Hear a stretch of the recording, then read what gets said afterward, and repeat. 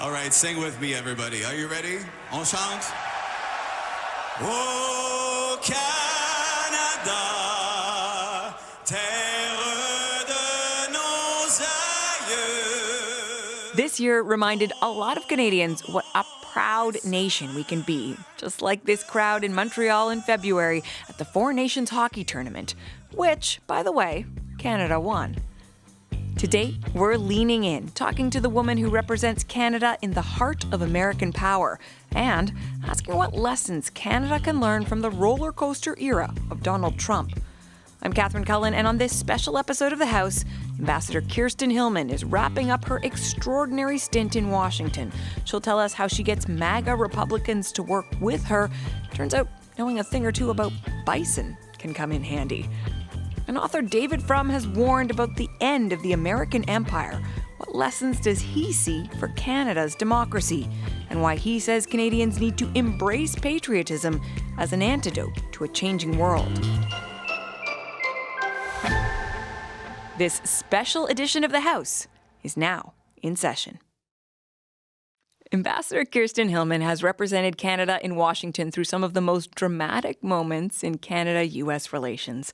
She helped negotiate the CUSMA free trade deal under the first Trump administration, was part of that surprise dinner at Mar-a-Lago with Justin Trudeau and the president-elect, and she was right there in the Oval Office when Mark Carney told Donald Trump Canada isn't for sale, only to see trade talks stall and sputter. Well, now it's time for Kirsten Hillman to come home. After 8 years in Washington, D.C., 6 as ambassador, she announced last week that she will wrap up her time in the new year. I spoke with Ambassador Hillman Wednesday. Kirsten Hillman, welcome back to the House. Thanks, Catherine. Pleasure to be with you. Glad to have you. I know you're in your office right now, and it has that incredible view of the U.S. Capitol. How do you feel when you look out at that epicenter of American power these days? Oh, that's a good question.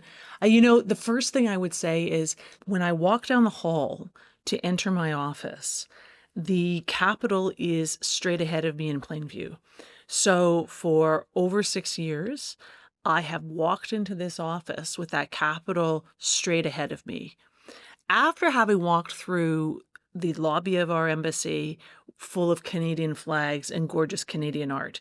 And it is important. These are important emotional connections that I truly every single day feel by first seeing my country and its symbols and then being, straight smack in the face with the big American symbol of power in this very significant country. So how does it make me feel? It makes me understand the weight of the responsibility of this role, the privilege of it, but the weight of it, as I say, as Canada's most consequential relationship with any country.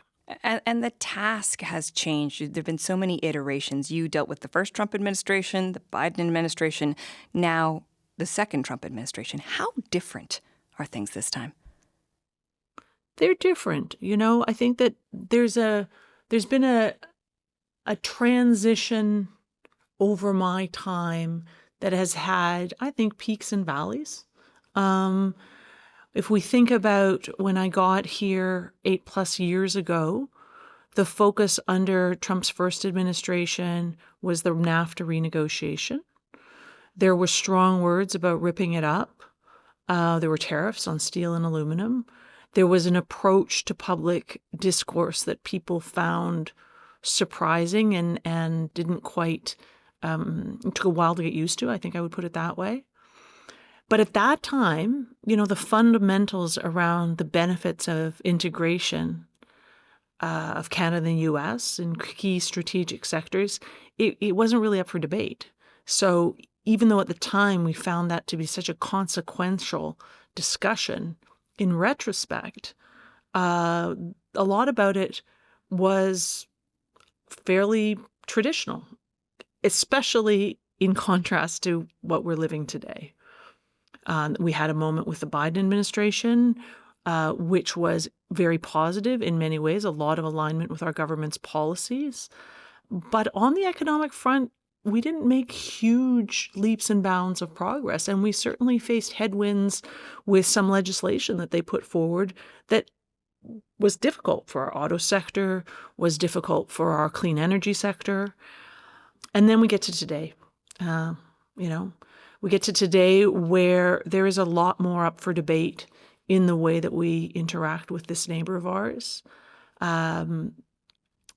But today is better, in my estimation, than where we were 12 months ago. If we look back to December 2024, you'll recall, and you mentioned it in your opening, that was the beginning of the 51st state talk.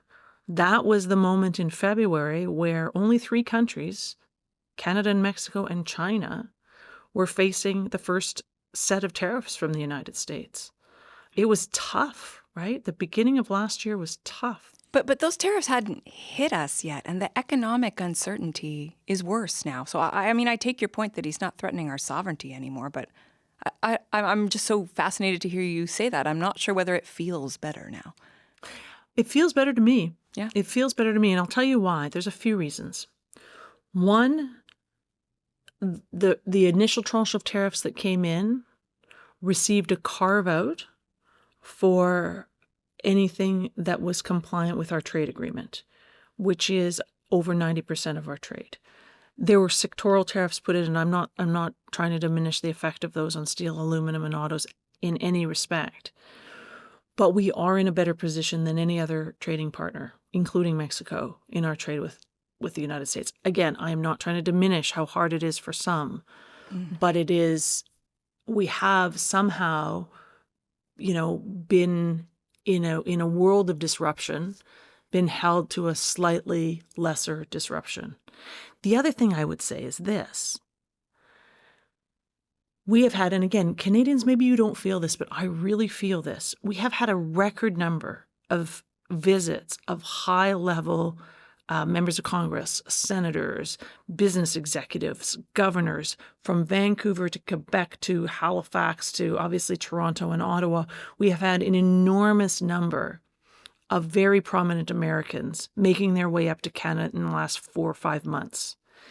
And what they're trying to do is to provide a different message on the ground to Canadians around the Canada-U.S. relationship and, how they value it. Last week on Thursday, I spent 2.5 hours, almost a little over 2 hours, with the Ways and Means Committee, which is the committee in Congress that's responsible for trade and tariffs, and it has representatives from across the political spectrum. Without exception, from the most Democratic to the most MAGA Republican, without exception, every individual said essentially 3 things. They support stable trade with Canada. They believe that we should have a robust and fair trading relationship between our 2 countries. They support the continuation of the CUSMA. And they want, I don't know exactly how to put this because it was articulated differently by different people, but that they consider us friends and important friends, not just in trade, but across the board. So, okay, again, people might not feel that every day, but I feel that is important. And the other thing that I think is really important is that Canadians at home are, in a different place today than I think they were 12 months ago in terms of standing up for ourselves. I do, as you can imagine, we're going to get to CUSMA, but I actually really want to zoom in on you for a minute, Ambassador, because I am so curious about how you do your job, and I'm sure a lot of Canadians might wonder too. What is the approach you use to get some of these MAGA folks to give you the time of day, and not just give you the time of the day, but to be forthcoming with you, help you out? I think that for me, I have two things to bring to the table, if you will. One is diplomacy is a contact sport, they say. And what that means is you have to get out there and you have to talk to people and you have to get to know them and you have to listen to what they care about. And you bring your own, perspectives to the table. And when you do, it's super important to speak to people in a way that makes sense to them, in a way that is respectful of what it is that they care about. So, What does that mean? Help me out there. okay, so what I mean by that is there may be an individual, I can give you a really good example. I'll give you a really good example. When I first got here, we were seeking to get to know every new Republican in the Senate in particular. And I came as a trade expert, and there was a woman who had been recently elected, and her state does a lot of trade with Canada. But I was looking at her profile and her bio going in, and my goal was to develop a personal relationship with her so I could talk to her about trade, so I could talk to her about how it's good for her state, and so that I could have her cell phone number to call her up if I needed to talk to her about something. That was my goal. Continues to be my goal, frankly, every day when I meet with, American influencers or decision makers. So I was looking at her bio, and we didn't have a lot in common personally in terms of the issues that we have. So she had social issues. Her perspectives diverged greatly from mine, from a woman's right to choose to gun laws to, right across the board. Her perspectives were very different than mine. I assume you keep that to yourself in these conversations. Yes, I do. But I was thinking to myself, okay, but I have to connect with this woman. This is important for Canada, and it's important for my job. And so I walked in to her office, and she had a bison head on her wall. She's a hunter, and she had a bison head on her wall. And I was born in Manitoba, and that is the national animal of Manitoba. So I started telling her about that. And then I started telling her about a project that we had in Canada to repopulate the American bison population, because we had some strains of bison in Alberta in particular that had become extinct in the United States. So I had my bison facts. Well, she couldn't have been. You just happened to have a back pocket of bison facts. So we had this long discussion about that. I sort of transitioned to talking about trade. She said, I completely agree with you. This is really important. I will be a voice for you in the White House. And she was. During the Trump administration, I called upon her often to say, hey, what are you hearing? This is what we're hearing. So I guess what I'm trying to say is, I think there's two things. There's a certain level of humanity that you have to bring. People are people. You have to try and find something in common. You have to try and find some kind of connection.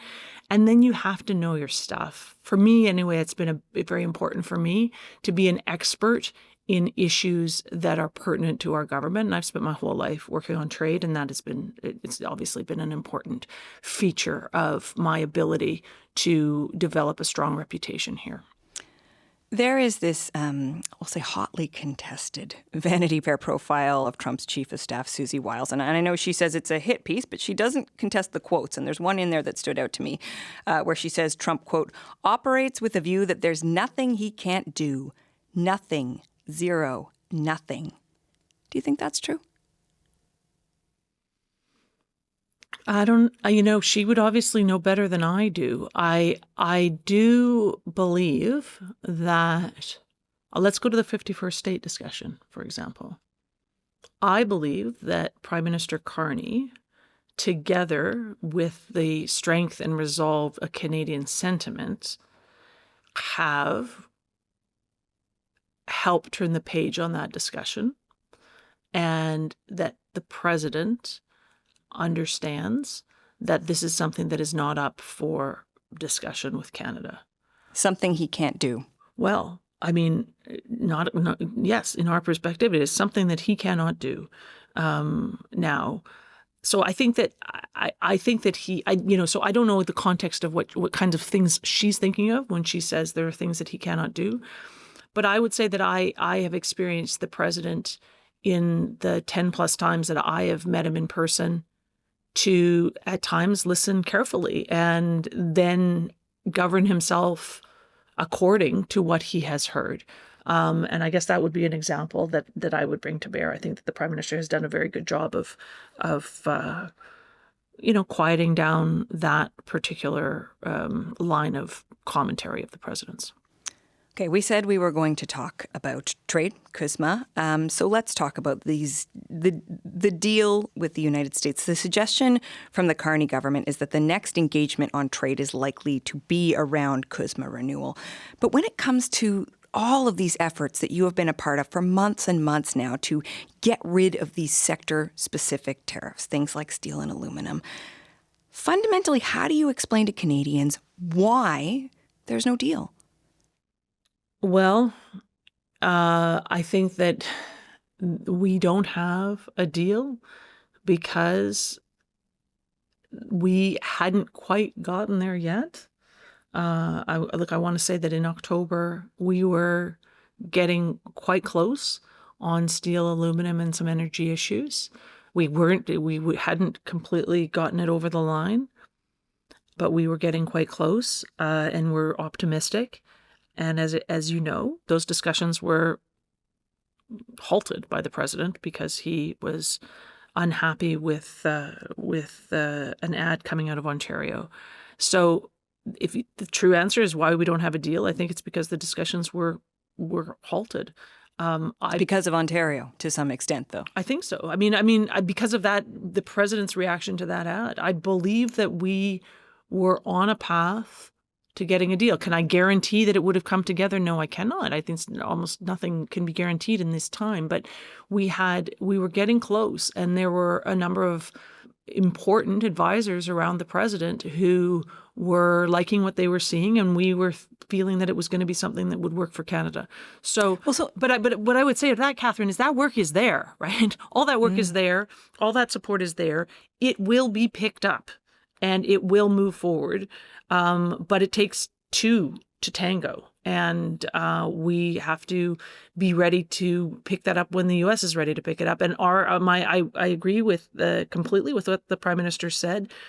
It is very clear that all of our economic and trade discussions will start up in the new year and will likely follow in the sort of path of the CUSMA review.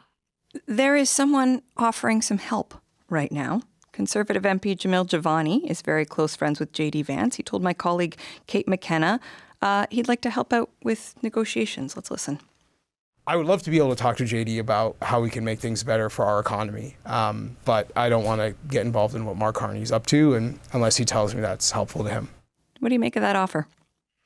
I think all Canadians, if they're able to be of assistance in all the ways in which Canadians can be of assistance, some of them it's buying more Canadian, some of it's by ensuring that they have strong ties with American companies. For our elected officials at all levels of government, they have different connections here in the U.S. I think trying to sing from the same song sheet is always powerful for us. I mean, some people might wonder why this hasn't happened already. What would you say? Well, because negotiations are sort of done within a very small group of people, and Vice President Vance is not at that negotiating table. There are a very small group of people that are at the negotiating table, and Vice President Vance isn't. So sometimes it's good to open the tent wider. Sometimes it's not. Sometimes it's better to be continuing to work with the people who are really immersed in the details of not only what you're talking about now, but kind of how you got there. So it's not for me to, obviously the Prime Minister and others will decide how they seek to proceed with the contacts that they have across the country. But I think that there are different ways in which people can contribute, and that sitting at the table is not the only way. And sometimes it's actually not even the most effective way to widen that table up to a big group of people. What about Keystone XL? Is it your sense that that is still in play as a potential piece of a deal with Trump? I think that the energy issues generally are of great interest to this administration. The president is interested in Keystone XL for sure, as are many people within his administration. And we often point out, that is a project that is fully permitted in Canada. It is not fully permitted in the United States. So in a way, it's for them to make sure that they're getting their ducks lined up if that is going to be part of some future package of initiatives that we are pursuing together. Donald Trump is supposed to be in power for 3 more years. To what extent do you think the changes that he's making to the United States are permanent, Ambassador? I think that he is making some changes that will, I don't know about permanent, but that will be with us for a while.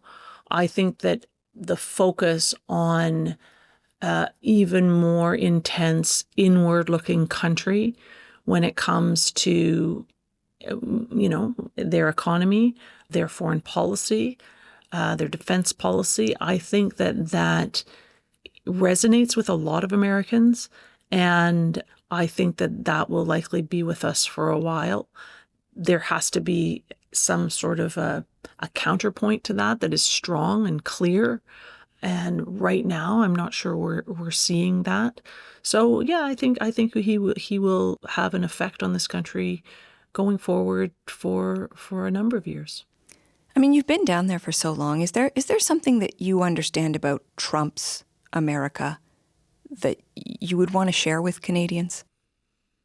I guess what I would say is this is a large and diverse country, and there are many pockets of this country where people are not doing that well.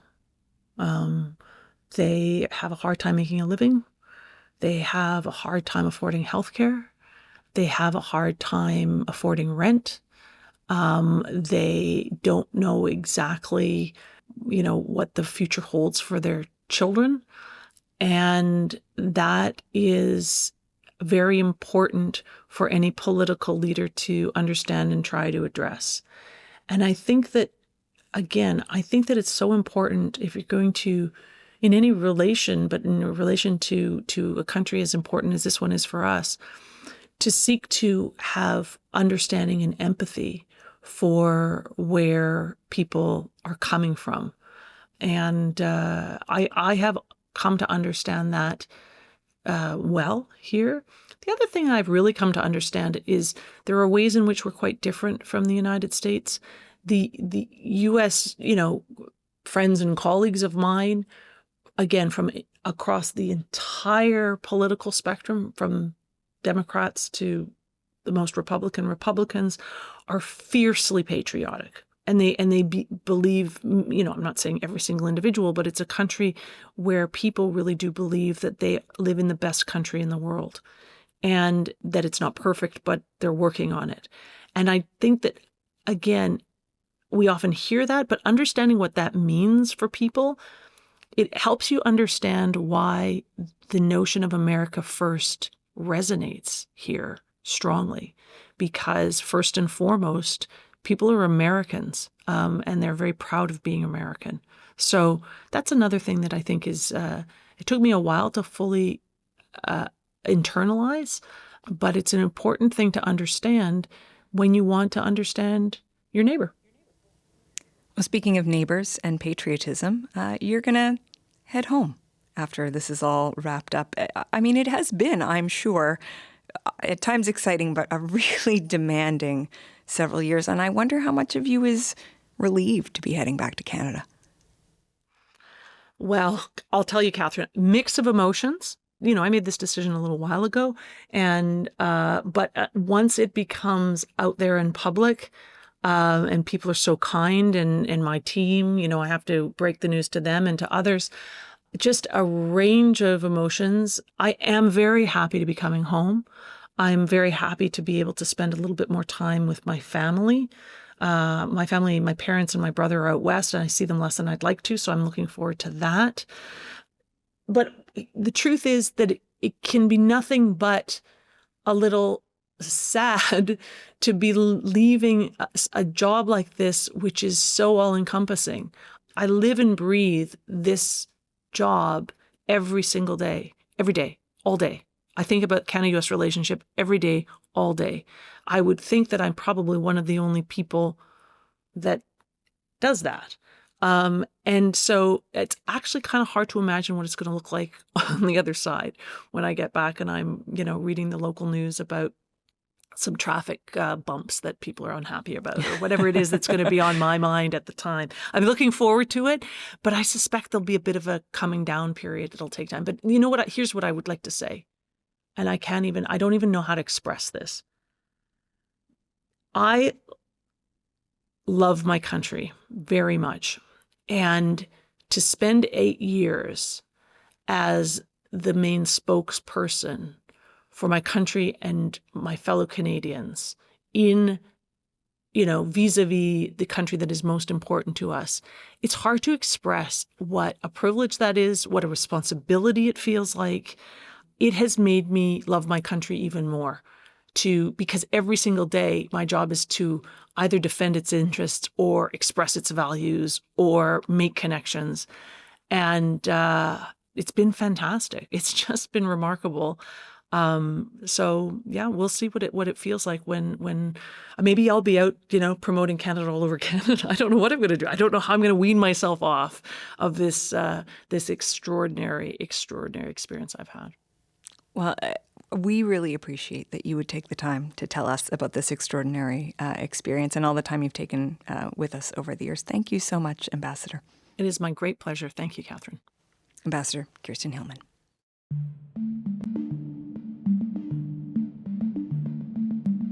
Up next, in just a moment, author and former White House speechwriter David Frum on how Canada can learn from the Trump era and why he thinks patriotism is a big part of the answer.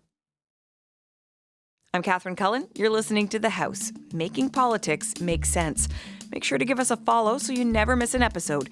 And tell us what you think of the show. You can email us at thehouse@cbc.ca. Donald Trump has infiltrated so much of the Canadian political discussion this year, sideswiping our economy, whipping up Canadian patriotism. But here's a question. What are the lessons for Canada in this moment? Lessons about how dramatically a democracy can change and how to grapple with a new geopolitical landscape. David Frum is a staff writer at The Atlantic. He was also a speechwriter for George W. Bush, and he's the author of 10 books, including 2 on Donald Trump. We spoke earlier this week. Thank you for joining me. Thank you. As we're talking, one of the TV screens is on here in the studio. I see, Trump at the desk in the Oval Office. Dr. Oz is there. He's surrounded by several people in white lab coats. I believe it's an executive order on easing restrictions on marijuana. So there's that spectacle happening. Minutes before I walked into the studio, I got a news alert from the BBC saying Trump is renaming the Kennedy Center the Trump Kennedy Center.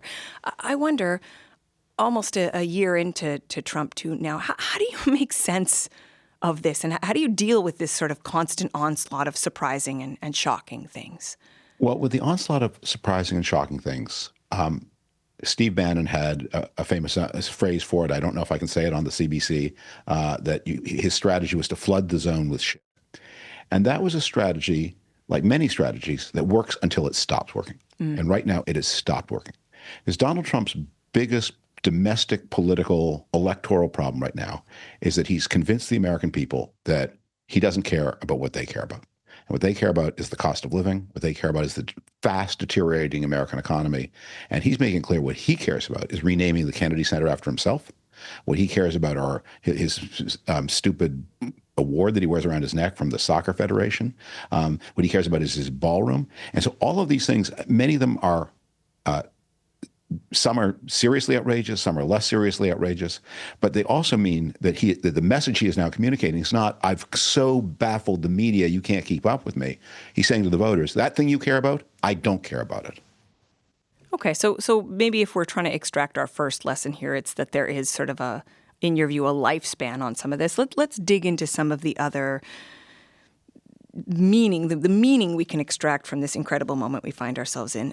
The way in which Trump is trying to override a lot of the democratic norms in the U.S. by putting so much power in his own hands. So lying, upending economic norms with tariffs. Obviously, we have a different system here in Canada. We have a parliamentary system.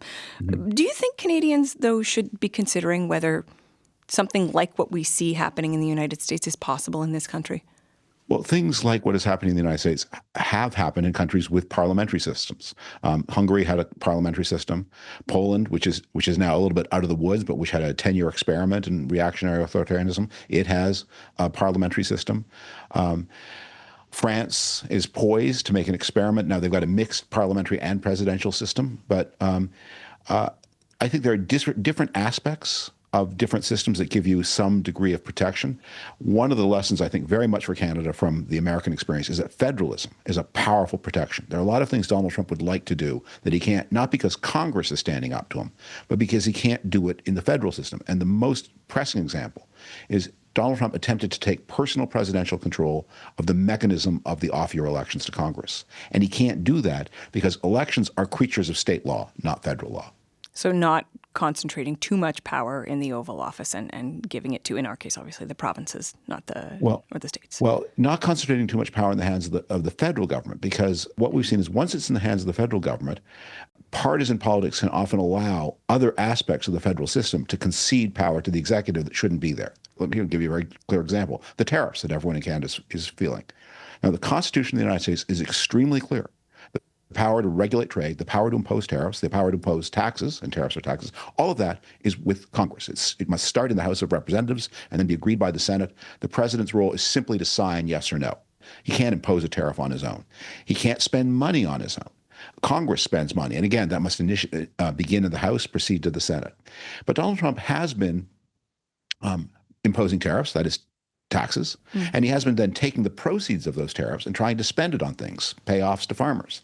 And he's defying the federal system, and Congress, you would think, would stand up for itself. But the partisan imperative has overridden the constitutional imperative to say, the tariffs, those are ours to impose, not yours.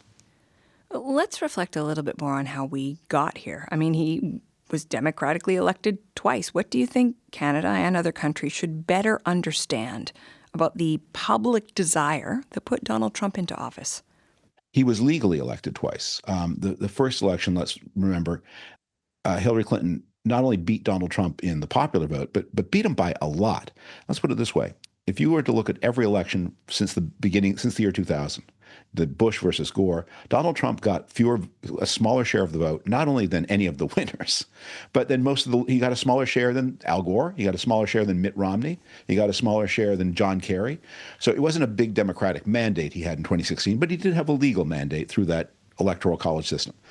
In 2024, he won a genuine plurality, not a majority of the vote.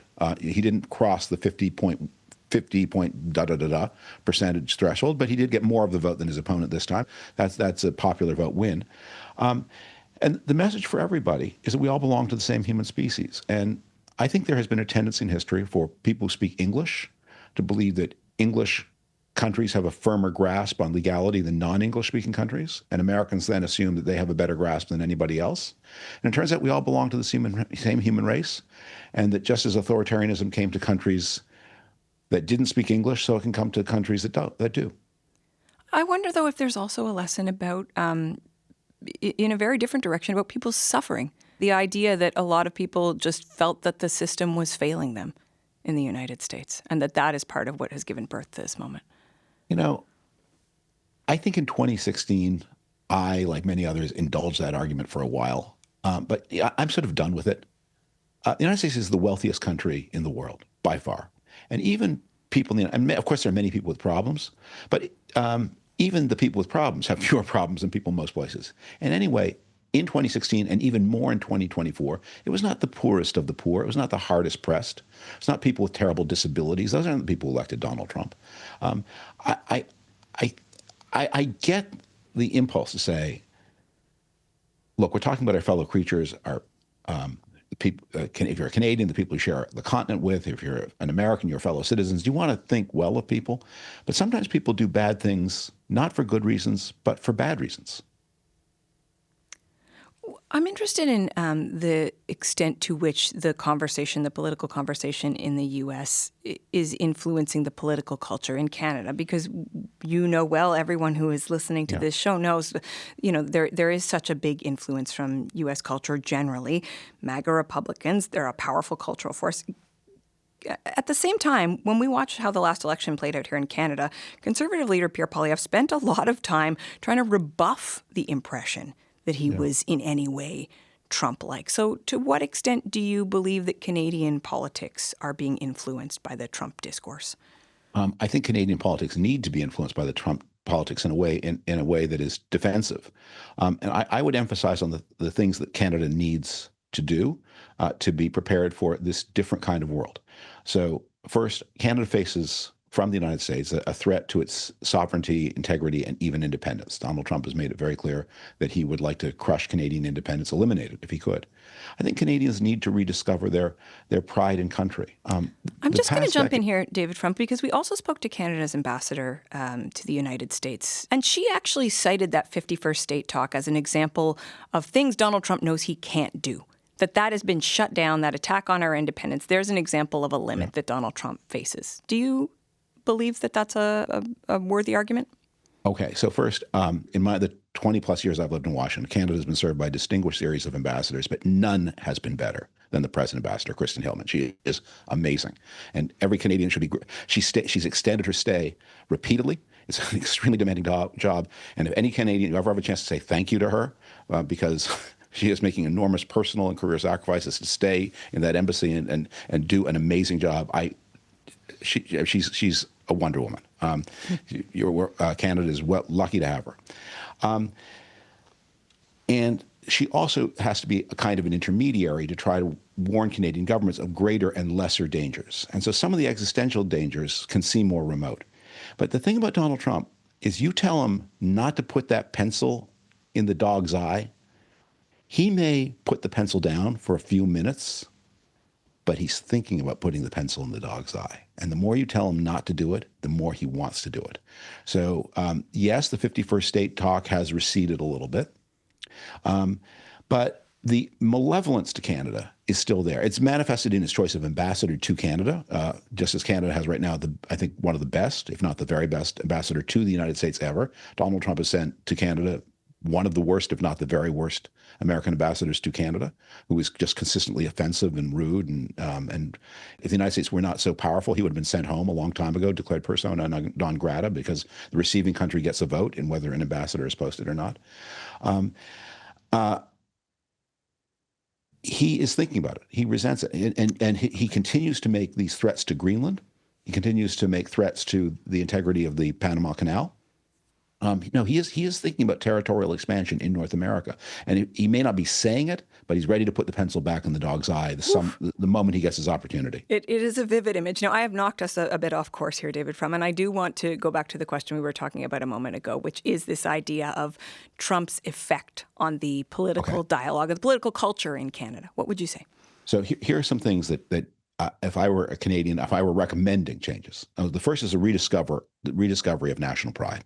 Canadians have gone through a decade of systematic self-denigration, of accusing themselves of all kinds of heinous acts. And that raises the question whether the countries if Canada is a country that has committed genocide, is it worth defending? You wouldn't defend a country that committed genocide. So, and if you want to defend it, maybe you need to rediscover the country that actually is there and end this national self-laceration. Canada needs to rediscover the instrumentalities of national independence, a capable military. Not that you can fight off the United States, that's not possible, but there are a lot of lower level threats where the Canadian policy for a long time has been, if the Russians or the Chinese intrude into Canadian airspace or Canadian territorial waters, basically it's a job for the Americans to expel them. And Canada should have more capability to do that by itself. Canadians need to take seriously that Donald Trump has been elected twice, or has come to power twice, and that in between, Joe Biden was very nearly as protectionist as Donald Trump. So they need to build an economy that is more resistant to bad policy in the United States. And that means competitive tax rates. That means a competitive regulatory structure. One of the things that Prime Minister Carney, I think, has gotten really right is the need to get Canada building things again. But that requires important institutional changes. It's not just Canada didn't build them because it didn't want to. It's Canada has over the years conceded to a lot of interest groups petty veto rights, so that something that is in the general interest can be stopped by very small groups of people for their own agendas. Those veto powers have to be rolled back or removed. What are you talking about, David Frum? If you're going to build a pipeline, if you're going to build a bridge, if you're going to build a mine, those are decisions for the national government to make, and they should not be subject to veto by local groups, environmental groups. Are we talking about groups. the conversation right now about a pipeline in this country is about First Nations to some extent, as well as British Columbia. You're saying that even if a number of First Nations groups object to that kind of infrastructure, that shouldn't be taken into account? they should not have a veto. No, like if Canada is going to build, that's what national governments are for. And Canada has allowed its national government to delegate a lot of powers to non-national groups. And that, if you're going to build, that's the price of building. And if you're going to be resilient, that's how you become resilient. And yet there are also court-guaranteed rights to things like free, prior, and informed consent. I mean, I think the conversation right now is, I suppose, to some extent, at what level are a broad cross-section of Indigenous groups willing to participate? But there obviously some of this is also just written into the very fabric of how this country works. The courts are, a lot of shovels went into digging this hole, judicial shovels, political shovels, but it's a hole. And so you can't say we want to build and not deal with the reasons why things don't get built. Yes, obviously there are pretty significant consequences too, though, if we start ignoring the very vocal points of view of numerous Indigenous communities as well. So when you say, what does Canada do? There are always reasons. When you say, here's what you need to do, people say, well, here are the reasons we can't do it. And it isn't that people whimsically decide not to do things. There are always powerful reasons why people decide not to do things, and then they have to confront the costs of not doing them. And in the Canadian case, if Canada is going to retain sovereignty, its national government has to be sovereign. I do want to talk about security in a different way, beyond the economy, because in the United States, the national security strategy was put out by the Trump administration earlier this month. People will have seen there was a lot of focus on Europe, a surprising amount of focus on Europe, and signals that the United States wants to turn its attention to the Western Hemisphere. There's actually only one direct mention of Canada in a section about rebalancing trade with China. Should Canada be relieved or worried by this strategy when it comes to the security of this country? So let's begin by explaining to people what a national security strategy document is, because it's a little non-obvious. In every administration, about 1 year into the administration, they release a document of between 40 and 80 pages long that is called the National Security Strategy of the United States, and it issues from the National Security Council, and it purports to be a self-explanation of what the administration is going to do, or has done and will do in the field of national security. It is not classified, so it doesn't contain war plans or, the most important background material, but it's supposed to be a broad guideline. And when this new document came out, I read it and then went back and read the two immediately preceding, the one issued by the Biden administration early in 2022 and the one issued by the first Trump administration at the end of 2017. And they're normally, the Biden is sort of the classic version. It's long, it's very bureaucratic, it's obviously written by a committee. It's more remarkable for the things it doesn't say than for the things it does. Everything is written in a kind of baffle gab, but it makes broad points about support for allies, support for democracy. And it's sort of aggressively and intentionally not interesting. The document issued by the Trump people in December of 2017, when H.R. McMaster was National Security Advisor, was, it was spicier. It was full of America First language, but it was still recognizably the same kind of document from a more hawkish Republican point of view about national power, emphasizing hard power more than soft power. And there were strange elements in it, but it was recognizably from the same impress.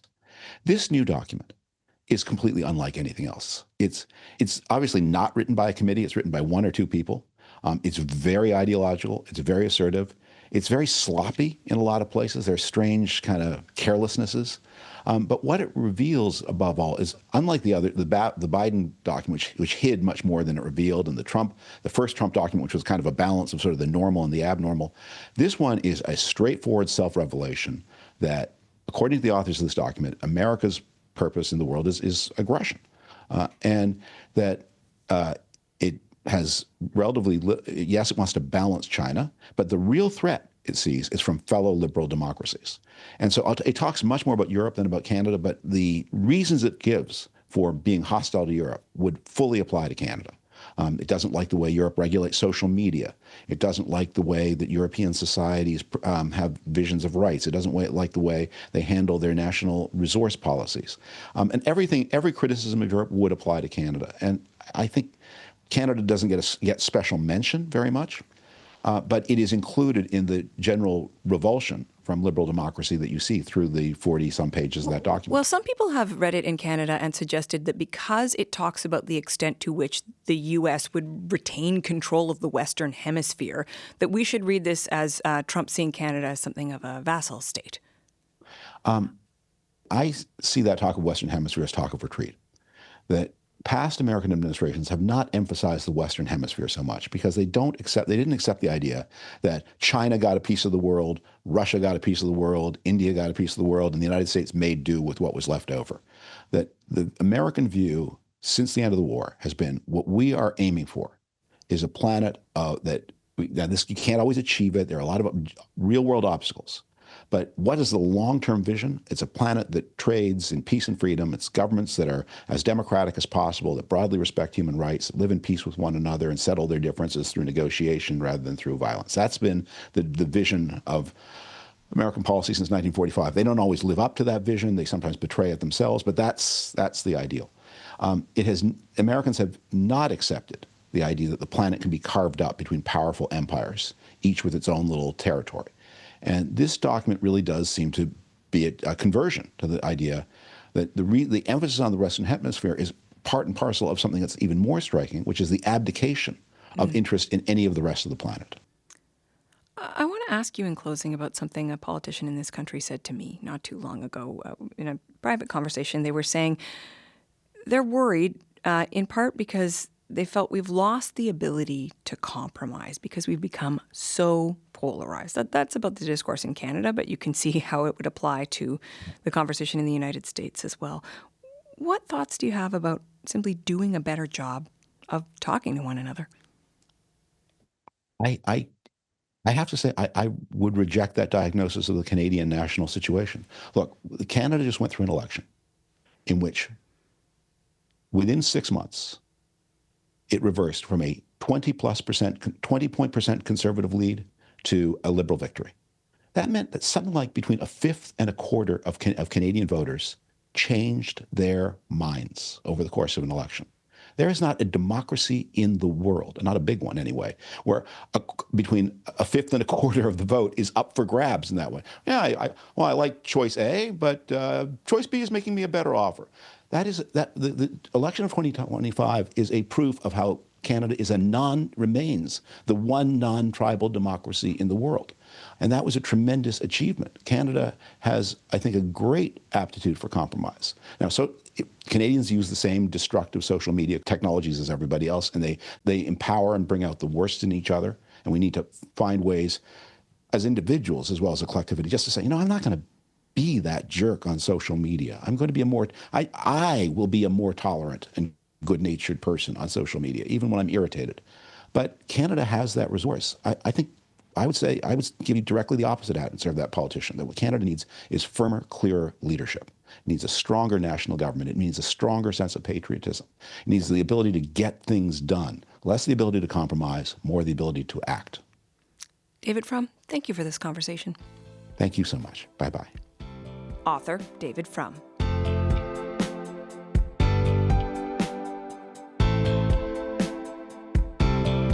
Okay, that is it for us this week. But next week, we're going to have some fun. It's our annual news quiz where you can test your knowledge of the news against some of our favorite Parliament Hill journalists. Be sure to tune in or download the podcast. This week, our crew on the house is Emma Godmere, Benjamin Lopez-Steven, and our senior producer is Kristen Everson. Technical production by Miguel Plant. I'm Catherine Cullen. Happy holidays, and thank you so much for listening.